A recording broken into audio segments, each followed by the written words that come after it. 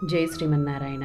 శ్రీ సూక్తి channel వీక్షిస్తున్న వారందరికీ అడియన్ నంబూరు శిరీష రామానుజదాసి నమస్సుమాంజలులు తెలియజేస్తూ శ్రీకృష్ణుని ప్రవర్తన రహస్యం అదేంటో తెలుసుకుందాం. మహాభారతంలో శ్రీకృష్ణుని మించిన ఆకర్షణీయమైన పాత్ర ఉండదు. మహాభారతం చదివిన వారికి అలాంటి శ్రీకృష్ణుడి పాత్రపై కూడా ఎన్నో అనుమానాలు కలుగుతుంటాయి.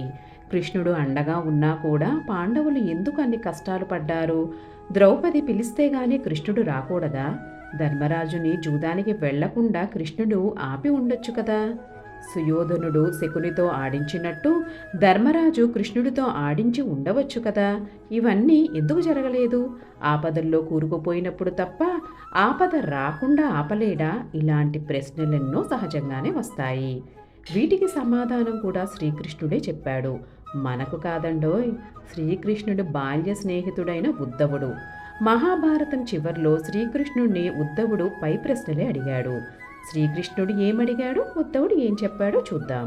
ఉద్ధవుడు: మరి నువ్వు పాండవులకు అత్యంత ఆప్తుడివి కదా, ధర్మరాజు జూదం ఆడకుండా ఆపచ్చు, లేదా ధర్మరాజు తరపున నువ్వు ఆడి ఉండవచ్చు కదా అని అడిగాడు.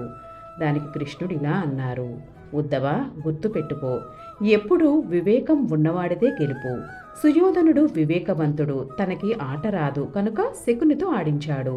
ధర్మరాజుకు ఆ వివేకం లేదు. ధర్మరాజు కూడా నన్ను ఆడమని అడిగి ఉంటే వేరేలా ఉండేది. కానీ అతను అలా చెయ్యలేదు. నేను అతను పిలుస్తాడని ఆ గుమ్మం ముందే ఎదురు చూస్తున్నాను. అతను పిలవలేదు సరికదా, నేను అటువైపు కూడా రాకూడదని ప్రార్థించాడు. అతని ప్రార్థనని మన్నించి నేను వెళ్ళలేదు.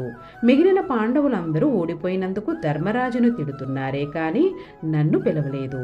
ద్రౌపది కూడా వస్త్రాలు తొలగించే వరకు నన్ను స్మరించలేదు. నన్ను పిలిచి ఉంటే రాకుండా ఉంటానా అని అన్నారు. ఉద్ధవుడు అన్నారు: అంటే తీవ్రమైన ఆపదల్లో కూరుకుపోయి పిలిస్తే కానీ రావా అని అడిగారు. కృష్ణుడు అన్నాడు: జీవితంలో జరిగే ప్రతిదీ కర్మానుసారం జరుగుతుంది. నేను కర్మని మార్చలేను, కానీ మీ పక్కనే ఉండి ప్రతిదీ గమనిస్తూ ఉంటాను అని చెప్పాడు కృష్ణుడు. ఉద్ధవుడు అన్నాడు: అంటే మా పక్కనే ఉండి మేం కష్టాల్లో ఆపదల్లో చిక్కుల్లో కూరుకుపోతుంటే చూస్తూ ఉంటావే తప్ప ఏమీ చెయ్యవా అని అడిగాడు. కృష్ణుడు అన్నాడు: ఉద్ధవా, ఇక్కడే నువ్వు ఓ విషయం గమనించడం లేదు.